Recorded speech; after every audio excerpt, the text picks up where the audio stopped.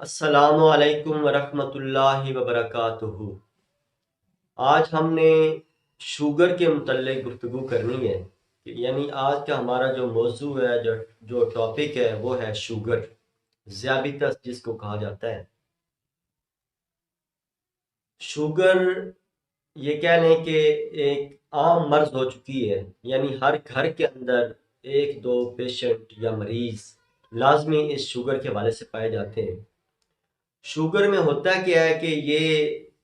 جسم کے اندر جو شوگر جو ہے، یعنی چینی کی مقدار جو ہے وہ بڑھ جاتی ہے۔ بعض دفعہ یہ بڑھ جاتی ہے، بعض دفعہ یہ کم بھی ہو جاتی ہے، یعنی یہ اتار چڑھاؤ کی کیفیت میں رہتی ہے۔ اصل میں ہے یہ کیا کہ یہ لبلبا جو جگر کے ساتھ جو اٹیچ ہے، لبلبا اپنا فنکشن جب چھوڑ دیتا ہے، انسولین پیدا کرنا چھوڑ دیتا ہے، یا اس کے اندر ڈسٹربنس، اس کی کیفیت کے اندر، ماہیت کے اندر جب یہ ڈسٹربنس وقوع پذیر ہو جاتی ہے تو یہ شوگر کا مرض جو ہے یہ لاحق ہوتا ہے۔ سب سے پہلے درود پاک نبی مہربان حضرت محمد مصطفیٰ صلی اللہ علیہ وآلہ وسلم پہ میں بھی پڑھتا ہوں، آپ بھی پڑھیں۔ اللہم صلی علی محمد عبدک و رسولک و صلی علی جمیع المؤمنین والمؤمنات والمسلمین والمسلمات۔ حکیم جاوید اقبال آپ کی خدمت میں حاضر ہے، اور آج ہمارا جو موضوع، جو ٹاپک، جس کی تعریف میں نے آپ کے سامنے بیان کی ہے، یعنی شوگر کے حوالے سے آج ہم بات کر رہے ہیں۔ اس کے اسباب کیا ہوتے ہیں؟ اس کے اسباب کے اندر مرغن غذاؤں کا زیادہ استعمال، چکنائیوں کا زیادہ استعمال، یعنی کھانے پینے میں کوئی احتیاط نہ کرنا، اس کے علاوہ ورزش نہ کرنا، یعنی جس طرح آپ کھانا کھا رہے ہیں، جس کیفیت میں کھا رہے ہیں، لیکن اس حساب سے اگر وہ آپ ہضم نہیں کرتے ہیں تو لازم بات ہے اس کے ساتھ جگر ڈسٹرب ہوتا ہے، معدہ ڈسٹرب ہوتا ہے، اور جگر کے ساتھ اٹیچ ہے لبلبا، تو لبلبا یعنی اصل میں ہوتا کیا ہے کہ یہ جگر کے افعال کے اندر جب کمی واقع ہوتی ہے تو اس کی وجہ سے لبلبے کے افعال کے اندر بھی کمی واقع ہو جاتی ہے، یعنی کمزوری واقع ہو جاتی ہے، اس کے اندر ڈسٹربنس پیدا ہو جاتی ہے۔ جیسا کہ میں آپ کو بتا رہا تھا کہ مرغن غذاؤں کا زیادہ استعمال، یا کثرت محنت، دماغی محنت، یا فکر زیادہ، کئی لوگ پریشان رہتے ہیں، کوئی مصیبت آ جاتی ہے، فکر میں لگ جاتے ہیں، پریشان ہوتے ہیں، یا کوئی ایسی مزمن مرض جو کہ بعض دفعہ ایسی کی پیچیدہ بیماریاں ہوتی ہیں جن کی وجہ سے جو ہے نا یہ جگر معدہ ڈسٹرب ہو جاتے ہیں، دماغ پریشان رہنا شروع ہو جاتا ہے، آدمی پریشان رہنا شروع ہو جاتا ہے، تو یہ جگر کا مرض جو ہے یہ حملہ آور ہو جاتا ہے۔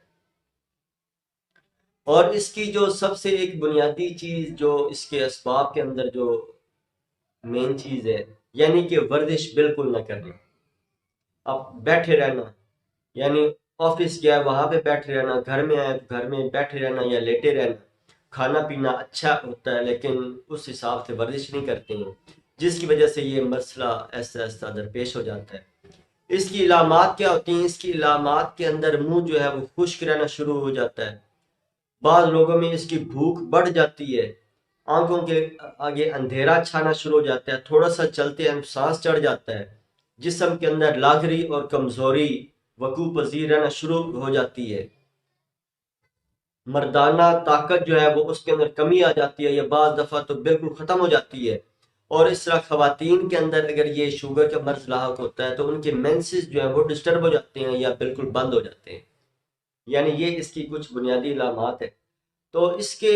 جو اس حوالے سے آج میں نسخہ آپ کے سامنے بیان کروں گا، اس سے پہلے کچھ پرہیز میں آپ کے سامنے رکھنا چاہتا ہوں۔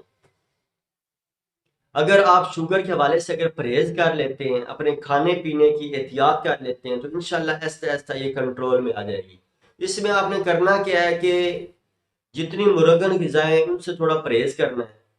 جتنی چکنائیاں ان سے پرہیز کرنا ہے۔ اس کے علاوہ جو نیچرل چیزیں، نیچرل سبزیاں جو ہیں یا فروٹس جو ہیں ان کا آپ نے استعمال زیادہ رکھنا ہے۔